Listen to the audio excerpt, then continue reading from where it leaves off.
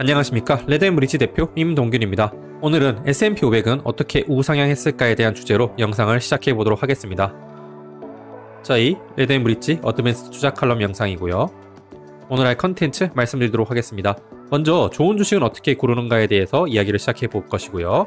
그리고 코스피와 S&P 500의 근본적인 차이에 대해서 짚어보면서 중요한 요소가 무엇인지 확인시켜 드릴 것입니다. 그리고 S&P 500의 장기 우상향의 비밀에 대해서 자세히 설명드릴 것이고요. 마지막으로 여전히 그럼에도 불구하고 남아있는 위험들에 대해서 언급하면서 영상을 마무리하도록 하겠습니다. 자, 첫 번째입니다. 좋은 주식은 어떻게 고르는가 살펴보도록 하겠습니다. 저희가 앞선 S&P 500 투자의 허와실이란 영상, 요런 썸네일을 갖고 있습니다. 이 영상에서 무작정 S&P 500에 투자하면 안 되는 여러 가지 이유에 대해서 말씀드린 바가 있습니다. 또 무지성으로 정식 투자로 대응했을 때의 문제에 대해서도 저희가 이 영상, 이런 썸네일을 갖고 있는 정식 투자 제대로 알아보자 이 영상이죠. 여기서 말씀드린 바가 있고요. 그리고 개별주 투자의 위험성에 대해서 삼성전자 주식만 사도 괜찮을까 이 영상에서 저희가 이야기 드린 바가 있습니다. 자세한 내용을 각 영상에서 다시 살펴보시면 좋겠지만 오늘 주제와 관련된 핵심적인 내용을 몇 가지 언급드리면, 먼저 전체 주식의 단 4%에 해당하는 기업의 주식 수익률이 전체 지수 수익률의 대부분을 차지하고 있다. 이러한 내용 저희가 이야기 드린 바 있고요. 그리고 대부분의 주식의 장기적인 성과는 여기 보면 7개 중 4개면 거의 절반 이상이죠. 1개월 만기 국채금리, 사실상 현금에 가까운 초단기 국채만도 못하다는 사실에 대해서도 짚어드린 바 있습니다. 그리고 이런 차트도 보신 기억이 나실지 모르겠습니다. 대부분의 종목이 S&P 500 수익만도 훨씬 못하다는 걸 보여준 차트인데요. 즉 이런 S&P 500을 능가하는 극소수의 우량주를 잘 선택해서 투자를 한다는 것이 확률적으로 얼마나 어려운지에 대해서 역설한 바 있습니다. 또 이 영상이었죠. 이 영상에서 앞서 말씀드린 이런 개별주 투자의 안 좋은 점을 보완하기 위해 극소수의 우량주를 가릴 것 없이 시장 전체를 사는 인덱스 투자 방식이 최근에 많이 각광을 받고 있는데요. 인덱스 펀드 투자에도 여전히 많은 위험이 도사리고 있다는 점에 대해서 저희가 이 영상에서 언급드린 바 있습니다. 다시 한번 살펴보자면은 일단 장기 우상향에 성공하지 못한 몇 가지 지수들을 보여드렸고요. 특히 가장 안 좋은 사례는 바로 이런 일본과 같은 사례였죠. 그리고 S&P 500 장기 우상향에 성공한 곳이라고 하더라도 이런 어마어마한 낙폭을 맞이하는 경우도 있고 이런 엄청난 대횡보 기간을 맞이하는 경우도 있다는 점에 대해서 언급드린 바 있습니다. 그리고 이게 보시면은 지난 100여 년의 기간 동안 얼마나 많은 낙폭과 변동성이 있었는지 여러분 모두 눈으로 확인하실 수 있을 것이고요. 이런 모든 과정을 다 거치면서 무작정 존버하면서 인덱스를 모아가는 투자가 얼마나 힘들지 생각해 보시면 모두 동의하실 수 있을 것입니다. 그리고 나는 장기 투자하니까 괜찮다고 생각하시는 분들께 10년 평균 수익률 그래프 보여드린 적 있죠. 이런 구간에 여러분이 걸리지 않는다는 보장 하나도 없죠. 그리고 실질 수익률, 그러니까 물가 상승률을 반영한 수익률은 더 참담한 결과가 있을 수 있다는 것도 보여드린 바 있습니다. 그럼에도 불구하고 나는 적립식으로 투자하기 때문에 괜찮다고 생각하신 분들께는 저희가 이 영상에서 어떤 위험이 있는지 말씀드린 바 있습니다. 만약에 여러분들이 1900년대를 투자했을 때 처음에는 적립식 투자 덕분에 이런 MDD를 막았지만 대공황을 그대로 맞는 거 보여드렸죠. 시기에 따라서 적립식 투자가 어떤 역할을 할 수 있는지에 대해서 저희가 이렇게 비교 분석해드렸고요. 그래서 여러분들이 1900년도에 투자를 시작해서 어느 정도 은퇴할 시기가 됐을 때 대공황을 맞는다면 어떤 위험이 있는지 확인해 볼 수 있고요. 반대로 대공황 직전에 여러분들이 정식 매수를 시작하게 되면 이렇게 MD를 많이 줄일 수 있다는 거 보여드린 바 있습니다. 이런 시기가 여러분들에게 운이 좋은 방향일지 아닐지에 대해서는 아무도 알 수 없기 때문에 정식 투자는 사실상 리스크 관리에 그렇게 도움이 되지 않을 수 있다는 것에 대해서 말씀드렸고요. 이 내용을 간단히 정리하자면은 적립식 매수 방법의 물타기 효과는 리스크를 낮출 수 있는 시기가 초창기로 한정된다는 점에 대해서 자세히 말씀드린 바 있습니다. 오늘은 이상의 기본 지식들을 바탕으로 개별주 투자든 인덱스 투자든 모두 적용할 수 있는 주식 투자를 하는 사람이라면 누구나 한 번쯤은 알아둬야 할 아주 중요한 기본 요소를 바탕으로 좋은 주식을 고르는 방법 혹은 인덱스를 고르는 방법의 근본적인 원리를 알려드릴 것이고요. 엄청난 굴곡에도 불구하고 미국의 S&P 500, 미국의 주식시장이 성공적으로 우상향한 근본적인 이유에 대해서도 말씀드리고자 합니다. 일전에 워렌 버핏의 버크셔 해서웨이 성과를 통해 알아보는 투자 철학이 필요한 진짜 이유, 요 썸네일을 가진 영상이었죠. 거기서 살펴본 바에 따르면 기업의 가치는 결국 기업이 벌어들이는 현금 흐름의 합으로 평가된다는 사실에 대해서 제가 이야기 드린 바 있습니다. 여기서 조금 더 파고 들어가 보면 결국 좋은 기업의 첫 번째 덕목은 바로 돈을 잘 버는 기업일 것입니다. 여기서 중요한 것은 돈을 잘 번다는 기준이 무엇일까요? 여러 가지 기준이 있을 수 있겠지만 회계적으로 생각해 볼 때는 투하 자본 대비해서 얼마나 효율적으로 돈을 벌었느냐 따져볼 수 있을 것입니다. 단 여기서 중요한 것은 지나치게 많은 레버리지를 활용해서 적은 투자 자본으로 높은 이익을 거두는 것처럼 보이는 기업과 그렇지 않은 기업을 구분해 줄 필요는 물론 있을 텐데요. 이런 식으로 기업 분석을 하나하나 해들어가는 것이 이번 영상의 주제는 아니기 때문에 우선 여기서 너무 깊게 다루진 않겠습니다. 어찌되었건 결국 안정적으로 그리고 효율적으로 돈을 잘 버는 기업이 좋은 기업이라고 우리는 일단은 정의해 볼 수 있을 것입니다. 그런데 제가 여기서 계속 이야기하고 있는 효율적이라는 측면에서 따져볼 때 우리는 결국 이 기업의 주식을 사는 입장에서 좀 더 따져볼 필요가 있을 것입니다. 바로 벌어들인 현금을 얼마나 효율적으로 잘 활용하고 있는가 역시 따져봐야 한다는 것입니다. 우리가 기업의 주식을 사는 이유는 상황에 따라 여러 가지 이유가 있겠지만 만약에 여러분이 어떤 보유의 관점으로 주식 투자를 하고 계시다면 장기적으로 보유하고 싶은 매력적이고 우량한 기업의 주식을 사서 보유한다는 의미의 궁극적인 이유는 이 기업이 현금을 얼마나 효율적으로 잘 벌어들이는 것뿐만 아니라 그 벌어들인 현금을 아주 알차고 효율적으로 잘 써야 한다는 것을 내포하고 있습니다. 주주의 입장에서 현금을 잘 활용하는 방법은 기업 내 유보해서 재투자를 해서 계속 높은 수익을 거두거나 더 높은 수익을 거둘 수 있도록 노력하는 것이든지 아니면은 그러한 재투자로 인한 수익이 낮고 비효율적이라 판단될 때는 차라리 벌어들인 현금을 주주에게 환원하는 방식이 현금을 잘 활용하는 방법일 것입니다. 주주에게 환원하는 방식은 대체로 배당이나 자사주 매입 등을 이야기해 볼 수 있겠죠. 이 두 가지 과정을 아주 효율적으로 잘하는 기업이야말로 계속해서 기업이 성장함과 동시에 주주들의 이익도 극대화되면서 비로소 우리가 그 기업의 주식을 장기적으로 보유하고자 하는 이유에 부합된다고 볼 수 있겠습니다. 결국 우리가 좋은 주식 혹은 좋은 인덱스를 고르는 핵심 요소는 바로 벌어들인 현금을 어떤 식으로 효율적으로 활용하고 있는지에 대해서 잘 살펴보는 것이 굉장히 중요하다고 이야기할 수 있겠는데요. 그렇다면 이제 두 번째 주제, 코스피와 S&P 500을 바탕으로 해서 한국 주식과 미국 주식의 아주 근본적인 중요한 차이점에 대해서 이야기 드리고자 합니다. 앞서서 우리는 기업의 내재 가치는 현금 흐름 합으로 나타낼 수 있고 보다 효율적으로 현금을 벌어들이는 것과 동시에 이것을 주주 이익에 부합하는 방식으로 기업의 유보하여 재투자해서 활용하든지 혹은 주주에게 배당이나 자사주 매입 등의 형태로 돌려주는 것이 바람직하다고 말씀드린 바 있습니다. 즉 우리가 좋은 주식 혹은 좋은 인덱스를 고를 때 봐야 할 여러 가지 요소 중에 주주 환원을 어떤 식으로 하고 있나 살펴볼 필요가 있다는 의미입니다. 자, 이제 차트를 쭉 보면서 우리나라와 미국의 극명한 차이를 확인해 보도록 하겠습니다. 이 차트는 보시면 알겠지만 코스피 지수와 코스피 시가총액을 지난 수십 년간 어떠한 움직임을 보였는지 나타낸 차트인데요. 보다시피 코스피가 지난 수십 년간 1에서 4, 4배죠. 그러니까 4배까지 채 못 간 이런 성과를 보이는 동안에 시가총액은 무려 16배 가까이 늘어난 것을 확인할 수 있습니다. 이것을 혹시나 오해할 수 있어서 로그 함수로 나타낸 차트로 다시 한번 보여드리더라도 결과는 크게 다르지 않는데요. 특히 이 그래프를 자세히 보시면 2000년대 초중반까지도 시가총액의 상승 속도가 지수의 상승폭을 훨씬 더 앞질렀음을 확인해 볼 수 있습니다. 최근에 비교적 좀 나아진 추세라 볼 수 있겠지만 여전히 이렇게 미미하게 올라가는 그래프의 각도를 보시면 알 수 있습니다. 여전히 주가 지수의 어떤 상승 속도에 비해서 시가총액의 상승 속도가 조금 더 크다는 것을 우리는 모두 알 수 있고요. 이 그래프가 이야기하는 바는 우리나라에 상장된 기업들이 주주 환원을 위한 자사주 매입은커녕 물적 분할 등을 통해서 주주의 가치를 훼손하는 방향으로 그동안 경영을 해왔음을 아주 극명하게 보여주는 사례입니다. 불과 1, 2년 전만 해도 엄청난 공모주 열풍 불었던 거 기억나실 것입니다. 그때 어떤 식으로 물적 분할이 있었는지 아시는 분들 모두 다 아실 거고요. 반면에 미국의 사례 한번 보죠. 이 그래프는 미국의 지수와 시가총액 역시 비교한 그래프인데요. 정반대의 모습이죠. 지수의 이 수익 곡선과 시가총액의 상승 곡선을 한번 보시면 지수의 수익 곡선의 상승 속도가 훨씬 더 가파름을 볼 수 있습니다. 이걸 역시 다시 로그 차트로 한번 보시면은 역시 차이는 한국과 비교했을 때 아주 극명하게 나타나는데요. 미국의 S&P 500의 기업들이 굉장히 적극적으로 자사주 매입을 통해서 주주에게 자신의 이익을 돌려주는 데 힘썼다고 볼 수 있겠습니다. 그렇다면 두 지수, 그러니까 코스피와 S&P 500의 지수를 비교해보면 어떨까요? 보시는 바와 같이 비록 횡보하는 구간은 누구나 있을 수 있지만은 결과론적으로 보았을 때 미국 지수의 상승폭이 코스피 지수의 상승폭을 훨씬 앞질렀음을 확인해 볼 수 있는데요.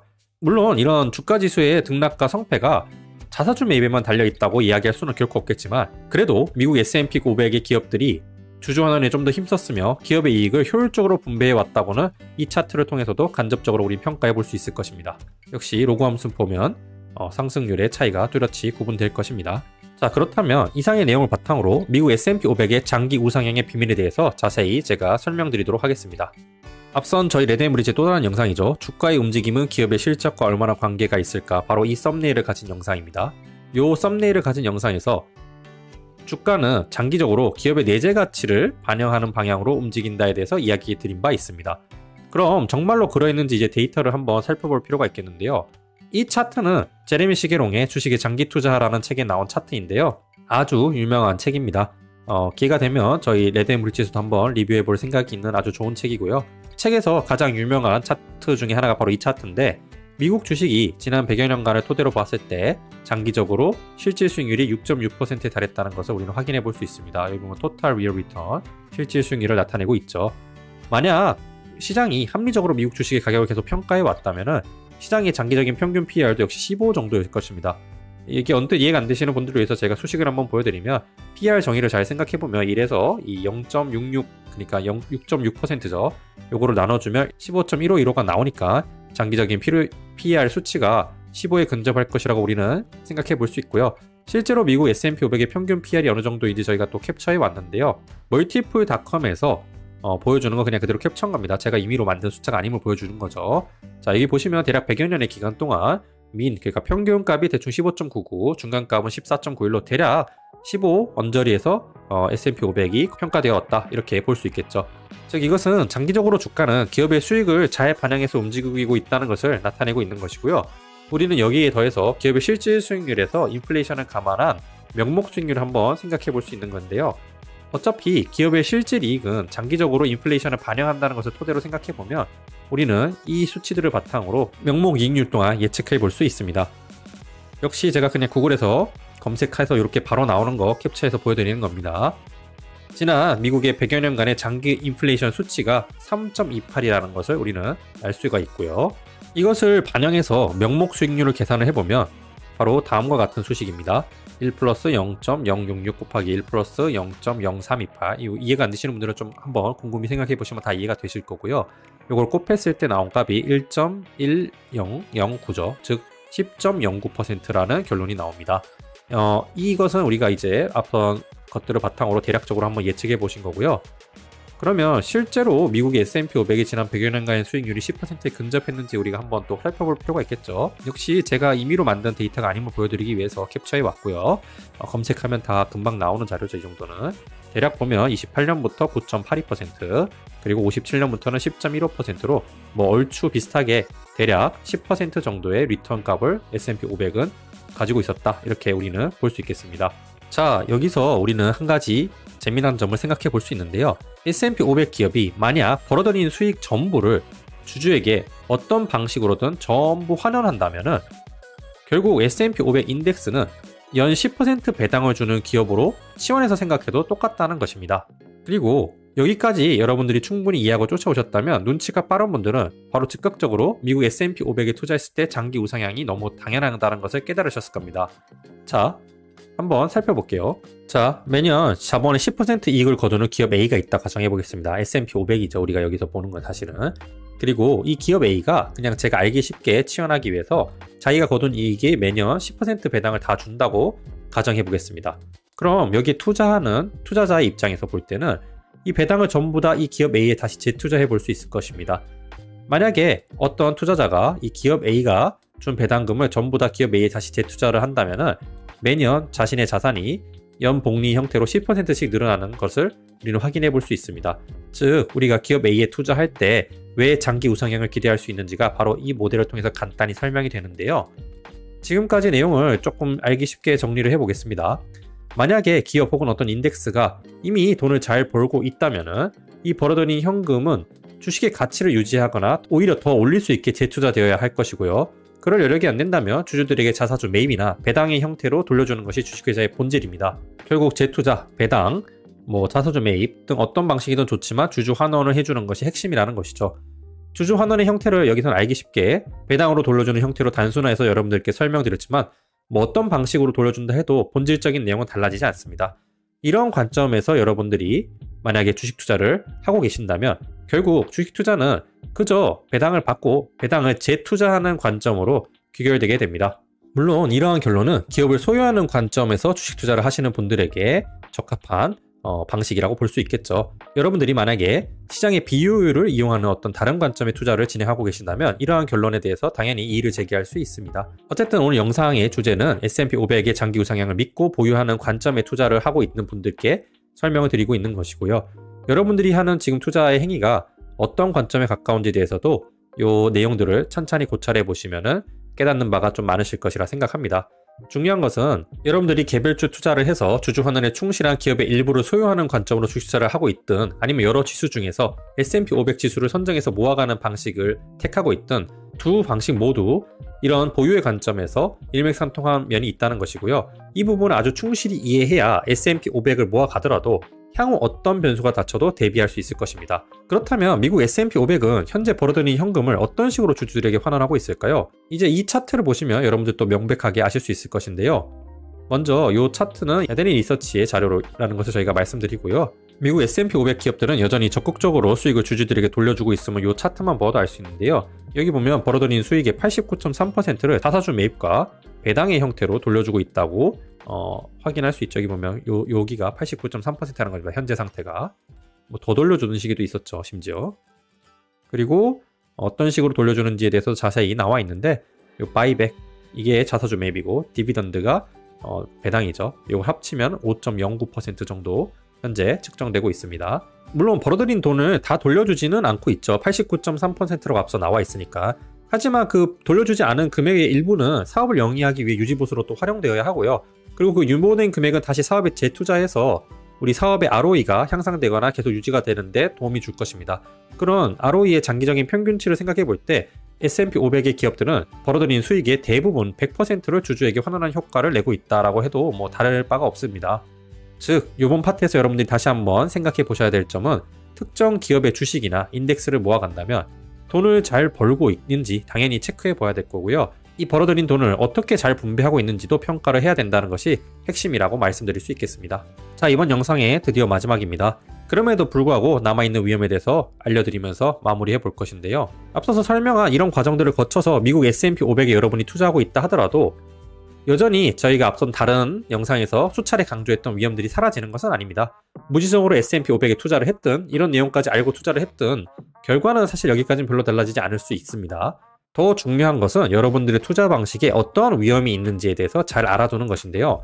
먼저 첫 번째 위험은 애초에 특정 기업의 주식이나 인덱스의 수직 구조를 여러분들이 판단할 수준이 되어야 한다는 것입니다. 즉, 돈을 어떤 방식으로 지금 벌고 있고 그 벌고 있는 방식이 지속 가능한지에 대해서 혹은 더 발전할지에 대해서 판단할 수 있느냐, 이거에 대해서 곰곰이 한번 생각해 보셔야 되고요. 만약에 이러한 능력이 전혀 없는 상태에서 무지성으로 어떤 주식을 모아가거나 어떤 인덱스를 모아가는 행위는 그냥 막연한 이미지나 뇌내망상으로 투자를 하면서 운에 의존하는 행위와 크게 다를 바가 없습니다. 자, 두 번째 위험은 앞서서 첫 번째 위험에서 요구한 능력을 여러분들이 어느 정도 갖추었다 하더라도 아무리 우수한 기업이나 인덱스를 할지라도 비싼 구간에서 여러분들이 매입을 하게 되면 장기적 수익률은 아무래도 크게 떨어질 수밖에 없습니다. 그리고 또 반대로 내가 너무 싼 가격에 진입을 하려고 재다 보면은 진입을 전혀 하지 못한 채 시장이 올라버리면 수익률을 놓칠 수 있는 위험 역시 존재하고 있고요. 첫 번째, 두 번째 위험을 여러분들이 어느 정도 해결했다 하더라도 여전히 내 판단이 틀릴 수 있다는 점을 항상 염두에 둬야 되는데요. 아무런 대비 없이 이런 엄청난 급락과 횡보 기간을 온몸으로 맞이하게 된다면은 우리의 투자 지평을 생각을 해볼 때 아무리 여러분들이 투자를 잘한다 하더라도 돈 벌기 시작해서 늙을 때까지 투자했나 가정했을 때 뭐 한 30년 한다고 가정해볼게. 더 하는 사람도 있고 덜 하는 사람도 있겠지만은 그런 투자 기간의 지평을 고려해볼 때 이런 구간들을 온몸으로 맞이하는 것은 그렇게 현명한 방법이 아님을 저희가 수차례 강조한 바 있습니다.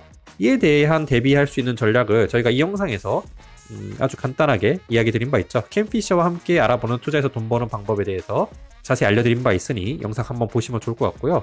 거기서 저희가 12개월 이평선에 따라서 S&P 500을 투자했을 때의 결과에 대해서 이런 그래프로 보여드린 바 있습니다.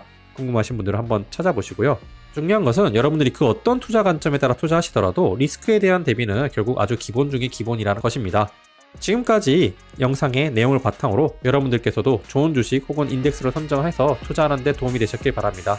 영상을 끝까지 시청해주셔서 대단히 감사합니다. 레드앤브릿지의 앞으로의 성과, 투자 철학이 궁금하시다면 구독, 좋아요, 알림 설정을 부탁드립니다. 모두를 위한 부의사다리 레드앤브릿지였습니다. 감사합니다.